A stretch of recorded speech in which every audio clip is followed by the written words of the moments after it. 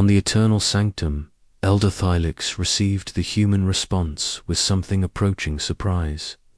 They refused to surrender. He asked Vega, apparently so. They have also deployed their primitive fleet in what appears to be an attack formation. Attack formation. The Lix rippled with amusement. Those tiny vessels, what do they plan to accomplish? Perhaps they do not understand the technological disparity, suggested Nexus. Many primitive species require a demonstration of power before they accept reality. Very well, Thylix decided. We will disable one of their ships as an example. A minimal energy discharge should be sufficient to overwhelm their defenses without causing unnecessary casualties. The Dominion ship Transcendent Glory moved closer to the human formation, its reality-warping engines making space itself bend. Around its passage, weapons systems that could unmake matter at the quantum level began charging for a carefully measured demonstration strike. Neither the Elders nor the humans realized they were about to begin the galaxy's first war in 50 million years. The Dominion had forgotten what it meant to face an enemy that refused to be conquered. Humanity was about to remind them why evolution had favored creatures with teeth and claws and an absolute refusal to go quietly into the night. Captain Santos watched the alien ship approach and smiled that particularly human smile that had terrified predators for millions of years. All ships, this is iron resolve. Weapons free. Show these aliens how humanity says hello. The war for human independence was about to begin, and the galaxy would never be the same. Asterisk. On the eternal sanctum, Elder Thylix received the human response with something approaching surprise. They refused to surrender. He asked Vega, apparently so. They have also deployed their primitive fleet in what appears to be an attack formation. Attack formation. Thylix rippled with amusement. Those tiny vessels, what do they plan to accomplish? Perhaps they do not understand the technological disparity, suggested Nexus. Many primitive species require a demonstration of power before they accept reality. Very well, Thylix decided. We will disable one of their ships as an example. A minimal energy discharge should be sufficient to overwhelm their defenses without causing unnecessary casualties. The Dominion ship Transcendent Glory moved closer to the human formation, its reality-warping engines making space itself bend. Around its passage, weapons systems that could unmake matter at the quantum level began charging for a carefully measured demonstration strike. Neither the Elders nor the humans realized they were about to begin the galaxy's first war in 50 million years. The Dominion had forgotten what it meant to face an enemy that refused to be conquered. Humanity was about to remind them why evolution had favored creatures with teeth and claws, and an absolute refusal to go quietly into the night.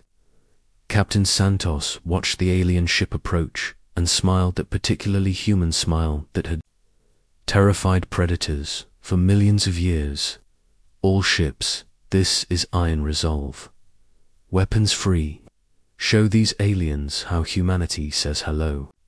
The war for human independence was about to begin, and the galaxy would never be the same. Asterisk. When steel speaks and fire answers, the Transcendent Glory's weapons array hummed with contained power as it approached the human formation. Elder Thylix observed the primitive vessels with detached curiosity, noting their crude construction and obvious technological limitations. The largest human ship barely qualified as an escort vessel by Dominion standards. Initiate minimal discharge, Thylix commanded. Target the leading vessel's propulsion systems. We will demonstrate our superiority without unnecessary destruction. A beam of pure energy, carefully calibrated to disable rather than destroy. lanced across space toward the UES Iron Resolve. It should have overwhelmed the human ship's defenses instantly, leaving it helpless and drifting. Instead, something impossible happened. The beam struck layers of ablative armor that burst into clouds of vaporized metal, dispersing much of the energy. Beneath that, electromagnetic fields deflected portions of the blast. The ship's hull, built from compressed titanium steel alloys forged in the heart of industrial furnaces, absorbed the remaining energy and glowed cherry red but held. "Impossible," whispered Counselor Vega. "That vessel should have been disabled completely, Captain." Santos felt the iron resolve shudder under the alien attack, heard damage reports flooding in from all sections. Her ship had taken a beating, but it was still fighting. "Damage report," she barked. "Armor sections 7 through 12 are gone, Captain," reported Lieutenant Commander Jackson. "Hull breach on Deck 5, sealed. Main engines at 60%. Power, weapons, systems operational." Santos smiled grimly. Her ship had been designed by engineers who understood that in space, everything tried to kill you. Radiation, micrometeors, hostile environments, and hostile aliens. They had built the Iron Resolve to take damage and keep fighting. "All ships, this is Santos. Target the lead alien vessel. Fire everything we have." 18 human warships opened. Fire simultaneously. Hundreds of tungsten penetrators, accelerated to significant fractions of light speed by electromagnetic railguns, streaked toward the transcendent glory. Behind them came waves of nuclear missiles, their fusion warheads. Primed for maximum yield, Elder Thylix watched the primitive projectiles approach with condescending amusement. "Kinetic weapons and chemical explosives," he observed. "How quaint. Our shields will absorb the first tungsten rod struck the Transcendent Glory's defensive field at 12% of light speed. The field, designed to deflect energy weapons. An exotic matter had no protocol for dealing with simple mass moving at relativistic velocities." The rod punched through like a needle through paper and buried itself. Deep in the ship's crystalline hull, more impacts followed. Dozens of tungsten penetrators hammered the Dominion vessel, each one carrying the kinetic energy of a small nuclear weapon. The ship's shields flickered and failed under the onslaught of simple physics applied with human stubbornness. "Shields compromised," reported a subordinate aboard the Transcendent Glory. "Hull integrity at 70% and falling." Before the Lix could respond, the nuclear missiles arrived. Dozens of fusion warheads detonated against the ship's hull, each one releasing the same energy that powered Earth's sun. The explosions tore through weakened defensive systems and carved chunks from the vessel's superstructure. "This is impossible," Delix raged, his energy form flickering with shock and disbelief. "They are primitives. They use crude kinetic weapons." "Sir," came another report, "we have multiple hull breaches. Sectors 12 through 18 are venting atmosphere. The humans are targeting our weapons arrays specifically." On the Iron Resolve, Santos watched the alien ship stagger under human firepower. "Concentrate fire on their weapon systems," she ordered. "Don't let them return fire." The human fleet adjusted their targeting, focusing their assault on the visible weapon emplacements of the Transcendent Glory. More tungsten rods slammed into the alien vessel, guided by targeting computers that had been designed to hit moving targets across vast distances. Human weapons might be primitive, but they were devastatingly accurate. Aboard the Eternal Sanctum, the other council members watched in growing horror as their supposedly invincible vessel took damage from creatures they had dismissed as insignificant. "How is this possible?" demanded Counselor Zephyr. Our technology is millions of years ahead of theirs. It appears, said High Arbiter Nexus with clinical detachment, that we may have miscalculated the effectiveness of kinetic weapons against our defensive systems. Elder Thilix's form blazed with fury and humiliation. All ships opened fire. Show these primitives the true power of the Dominion. The 3 alien vessels unleashed their full arsenal. Beams of coherent energy, reality warping fields, and exotic matter projectiles streaked toward the human fleet. The display was magnificent, a demonstration of technological prowess accumulated over millions of years. The human response was characteristically pragmatic. Instead of meeting the alien weapons head-on, they scattered like a school of fish attacked by a predator.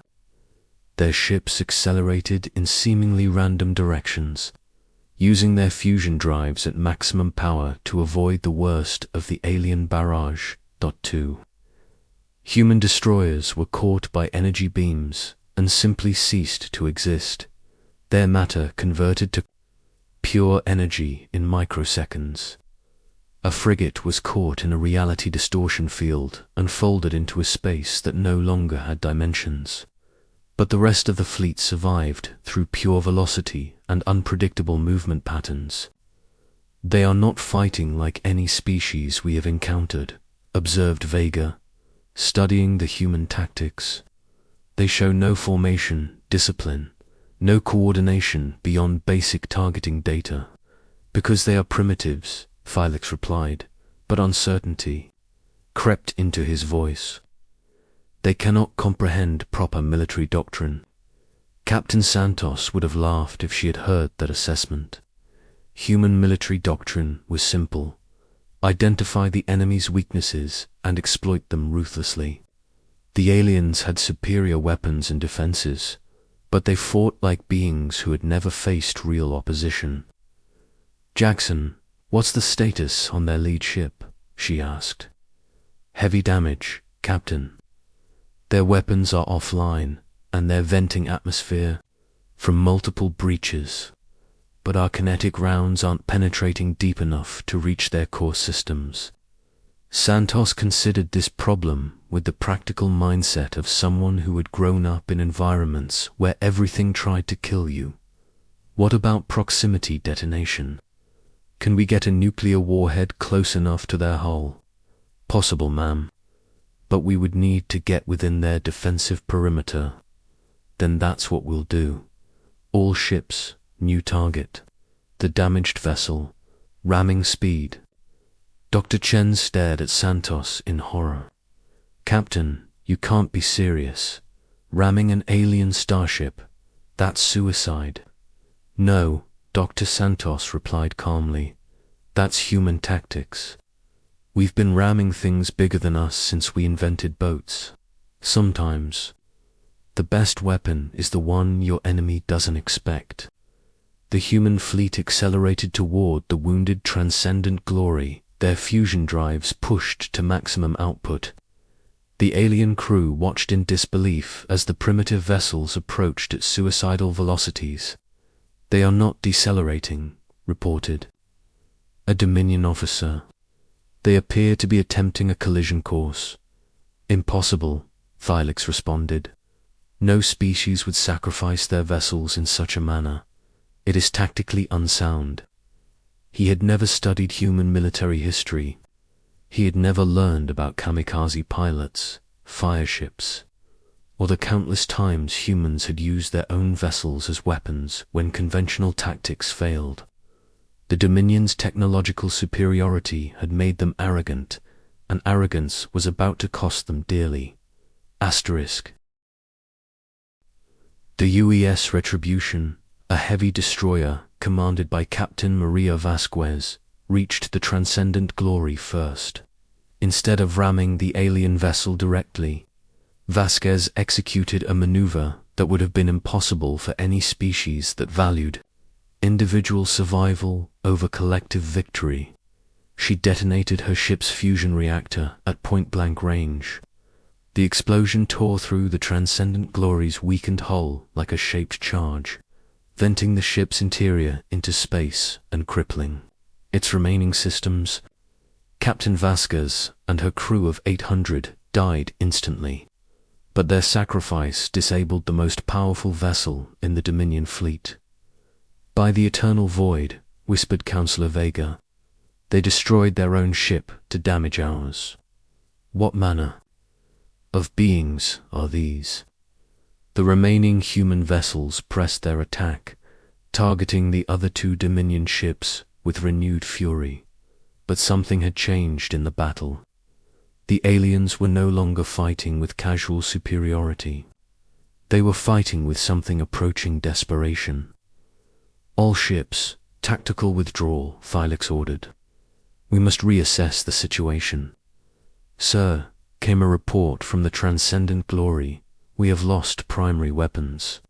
Life support is failing, and the hull is compromised. We require immediate assistance." Felix stared at the tactical display, watching 18 primitive vessels drive off 3 of the most advanced ships in the galaxy. It was impossible. It violated everything the Dominion understood about technological superiority and military doctrine. "Sir," whispered a subordinate, "what do we do about the humans?"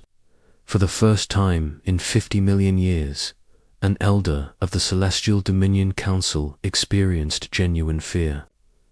These creatures did not fight like civilized beings. They fought like cornered animals, using tactics that no rational species would consider. They turned their own ships into weapons. They sacrificed themselves without hesitation to achieve tactical advantage. "Send a message to the High Council," Thylix ordered quietly. "Inform them that we have encountered a species that does not follow standard first contact protocols. Request immediate reinforcements."